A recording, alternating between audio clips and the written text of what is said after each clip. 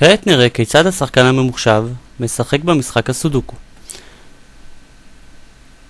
זאת המערכת, המסך הראשי, ונפעיל אותה על ידי לחיצה על הכפתור פליי.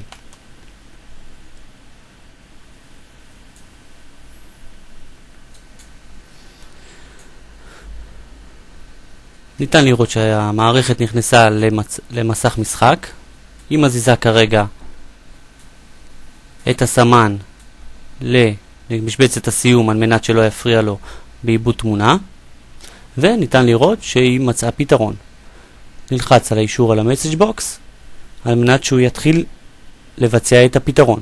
ניתן לראות שהוא מזיז את הסמן ובוחר את המספרים בהתאם לפתרון שכבר מצא.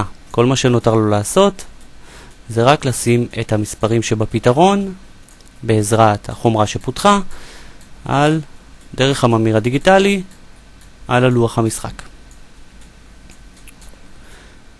45 שניות כרגע. השחקן עובד באופן מהיר,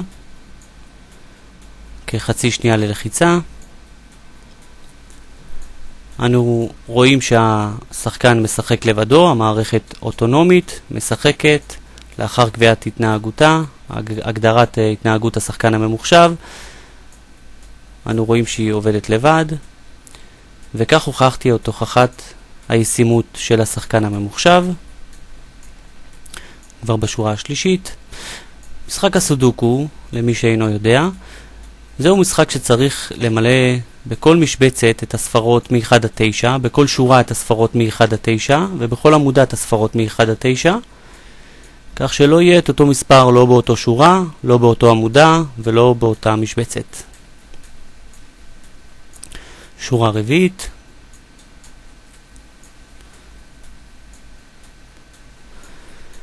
בינתיים נראה לכם איך המערכת משדרת דרך החומרה. זאת החומרה. ניתן לראות את האור המהבהב האדום שהוא משדר לממיר. הממיר זה הכסוף בהמשך המנורה האדומה. המערכת מחוברת דרך כבל LPT למחשב שיושב כאן, והמחשב מקבל תמונות דרך כרטיס טלוויזיה מהממיר הדיגיטלי.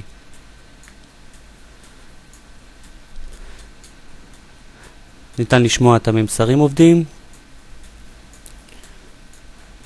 והמערכת עובדת יפה מאוד. הגיע לשורה שביעית.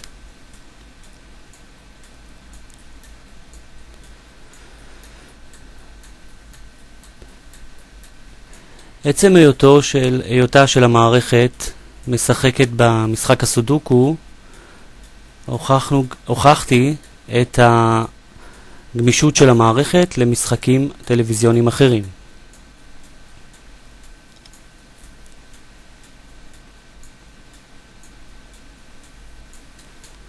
שורה אחרונה.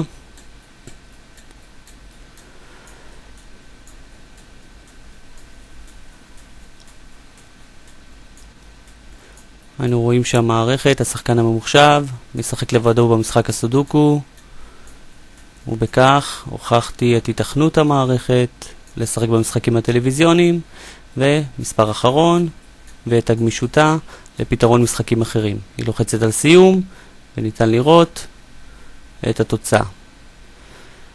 ביצועים שהם הרבה יותר טובים משחקן אנושי. מקווה שנהנתם.